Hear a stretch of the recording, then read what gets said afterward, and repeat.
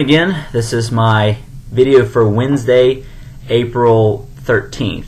And real quick, I want to make sure everybody's, I know this may get a little bit confusing because I know I've been out and there's many videos that are now getting posted on YouTube and so forth. And so we're all clear on what videos you should have done so far. So, for last week, on the day that we had the crash simulation, there's some videos posted on Moodle that are labeled Thursday's video 1, 2, and 3. That covers the beginning of the Unit 12, which covers Kennedy and his election, all that different stuff. That's the first part of Unit 12. On that Friday, we had our unit test, which everyone was here for. We finished the unit test and the short answer. All that's done. All of your grades were put in for the progress report, except for the short answer, which I mentioned on Friday. So short answer will be graded this week some point and go in on the new 6 weeks, just so we're clear on that. Then I went to the hospital this past weekend. So the hospital videos that I made covering the assassination of JFK, LBJ's Great Society, the Civil Rights Movement, the Warren Court, those videos represent the notes for this Monday and Tuesday. And I know we didn't have class on Tuesday because of work keys, but that's what those notes represented, the notes for Monday and Tuesday. So no new assignments there. I also want to point out that there was a couple videos I put online from the hospital that cover Bush and Obama. It says American History Bush Obama videos. I did not link them to your Moodle page because those videos are not for you. They're for my regular classes for 4th, 6th, and 7th hours. So they're actually covering those. So I'm saying this now. I have not created the videos that cover Bush and Obama and everything else for your class yet. Those have not been made yet. I will make them probably tomorrow on my day off. But just so you know, don't go watch any videos from me about Bush or Clinton, second Bush, the W. Bush. Rephrase. Don't go watch any videos on W. Bush or Obama on YouTube yet because those aren't for you. The ones that are about Bush and Obama in the hospital, not for you. Just so we're clear on that. But the next ones will be coming very soon. And then we're just like normal. Everything's just going like the same. Wednesday, this video will become Wednesday will be the notes day.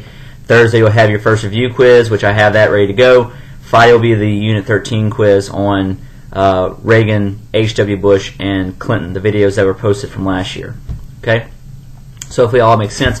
If you have any questions, I can respond to the Remind system. Just send me a message through Remind or email me, and I can answer any questions you may have over the next couple days. I'm trying to come back to work if I can this week by Thursday or Friday. But if I can't make it, then I'll just keep making these videos at home and post them, and y'all can do notes this way.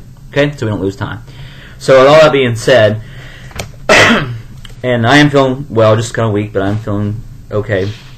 We're going to start the Wednesday notes for April 13th at social revolutions and cultural movements. The last thing in the notes before this should have been the Warren Court decisions, all the different court cases and their overall significance and so forth. So now the new slide would be social revolutions and cultural movements of the 1960s. That's what we're picking up today. Okay, in the 1960s, various liberal groups began to identify with black struggles against oppressive controls and laws. Some of the first groups to kind of jump on this bandwagon would be college students and young people, mostly because of the war and other things that are affecting them at the time. But just so you're aware, the Civil Rights Movement starts late 40s, 50s, and it carries over in the 60s. And there are other groups out there that feel oppressed or feel like their rights aren't represented. And so they use the models that civil rights groups have set up. A lot of these different groups get inspired by civil rights. They use these models and they bring them over to their plight, their issues, and try to do some of the same things. So we're going to be looking today at the student movement of the 1960s and how that starts to change society and so forth. So the first blurb is student movement in the New Left. So the first little blurb here is student movement in the New Left. In 1962, the first meeting of a group called the Students for a Democratic Society, or SDS. This meeting was held in Port Huron, Michigan.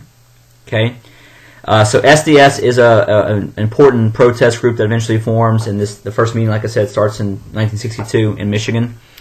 So be aware of that.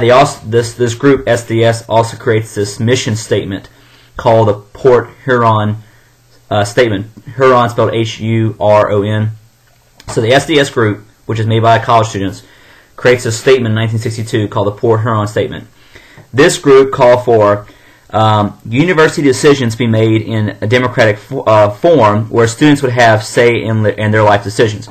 So the original point of SDS, and groups eventually like the SDS, and the point of the Port Huron Statement in 1962, was to college kids feel like they were being a bit repressed in college, feel like the college setting was too restrictive on their rights, and this is them trying to challenge what colleges can do. Now this is before Vietnam, so what they're challenging the different types of things that are happening in colleges first, because back in those days colleges were a lot more restricted than they are now. There's dress codes. There's a lot of restrictions where girls and guys couldn't go. Obviously dorms was a big one, but girls and guys couldn't all intermingle inside of colleges. A lot of public universities required you to go to ROTC for at least 2 years. So especially if you're male, you had to join the ROTC program for the first couple of years of you were being in college, which later is going to become more controversial whenever you get to Vietnam, because they don't want to do anything with the military at that point. So that's the kind of things they're challenging. They're challenging the rights restrictions they have. They're challenging their freedom of speech restrictions they have on campuses. Their dress codes. They had curfews. They had to be home back in the dorms at a certain time. Back in the 50s and 60s. They're challenging all these different things. So activists and intellectuals who supported this change in campus lifestyle and change of university lifestyle were called the New Left. So it's called the New Left. The Old Left, if you want to call it that, would have been like the FDR Democrats, the ones who want to see big government spending, big government expansion, government help them out with their crises, borderline socialism type things. That would be the Old Left. Their parents would be the Old Left. The New Left, this baby boom generation of the 60s, who do all these protests and so forth, are called the New Left. This idea is the government should not be so massive. The government shouldn't have all these different spending programs and so on. They actually want to make the government smaller, but they want the government to be much more liberal when it comes to social reform. They want a lot more rights, a lot more powers, a lot more freedom of speech, those kind of things. Women's rights, Latino rights, student rights, all these different things. They want to expand and liberalize the roles and rights that people have. So that's kind of the difference between New Left and the Old Left, if you call it that. So you start to see protests like this happen in the early 60s against the rights restrictions, not just by universities, but also by the government. One of the first major protests was at Berkeley campus in California. So Berkeley was one of the first major sites of a student protest. What all this sparks is also a movement called the free speech movement. So all this stuff kind of goes hand in hand. SDS, Port Huron Statement, New Left, free speech movement, all that kind of ties in all together. The free speech movement starts on college campuses as well because students felt like they could not express themselves in their political beliefs and ideas openly on the college campus, or else they might be asked to stop, or their free speech would be repressed, whatever the case was, because of all the different types of restrictions on students on campuses. So these ideas, this free speech movement, began to spread to the campuses. It starts in places like California, but it spreads to other campuses where students begin to demand rights to be able to speak out their mind in oppositions to whatever the government, the university, and so forth on campus. They shouldn't be restricted. That's the idea. And they're challenging those things like the drinking rules, the dorm visit rules, the gender rules, if they have to join ROTC or not. Well, if you don't know what ROTC is, and I'm sorry if I didn't explain that, the college version of ROTC is like the real version. Like if you join it for 4 years, then you got to go to the military. To this day, if you do ROTC for only 2 years, which is this military college program, you don't have to join. But as soon as you go over 2 years, you're obligated to join the military service. But back in the day, everyone had to do at least 2 years, no matter what, when you joined college, and those are the things they're trying to challenge. And so these kids are pushing for things like student voice. They're pushing for things like a student government. They want an SGA type organization established. And this is only going to escalate with Vietnam. So as the 60s go on, students will protest, and they'll eventually start to make changes on college campuses, and they'll get things like LSU. There's what's called a free speech alley. So colleges don't want you protesting anywhere on college campus. So like universities like LSU will create what's called a free speech alley. This little strip of walkway in front of the Union at LSU where you can go there and say whatever you want. So colleges begin to allow you to have this freedom of speech or have these freedom of what you want to believe and so forth on these campuses, but it's restricted to certain areas because the rest of the campus should be used for going to class. And that's why they create these significant or these specialized areas where you can voice your opinion about this and that when it comes to student rights and what have you. So that's one thing that comes up as a result of all this. Colleges do begin to relax their controls as far as dorm visits and ROTC. Eventually they stop requiring you to join ROTC, especially because of Vietnam and the protests with Vietnam that go on. But what you're seeing happen here is you had this already pre-made student movement happening in the early 60s against college.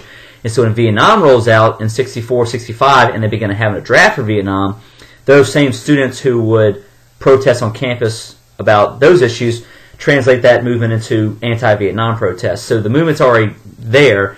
Now they just protest Vietnam. And it makes a lot of sense why these guys would protest Vietnam, because they're the ones who would be drafted potentially by the military. They're the age group, right, 18 to 26. So they're going to first protest college campuses and then translate that later into protesting the Vietnam War. When Vietnam gets rolling and starts to escalate a lot in the drafts going full force, there's a lot of major protests on college campuses, eventually resulting in over 100 schools closing at various periods because of so much protest. They can't have classes. So you're starting to see some extremism happening with these students, and it's not liked by the general public. A lot of people in the general public do not like all the extremism that these students are doing because they feel like it violates. They feel like they're being too crazy. They're going beyond what they need to be. They're being a bit whiny about it because their parents, they had a fight in Korea, they had a fight in World War II, those kind of things that you're overreacting. So there was a lot of criticism of this and the New Left idea in general. So all these things, they started out with good intent, but they kind of become extreme over time. So all these things like the SDS societies, this free speech movement, the New Left, all that's the same idea, the same kind of stuff. And they're all getting over time as they get more extreme. General society is kind of starting to look at them in a down way. So that's going to end our first video for the notes.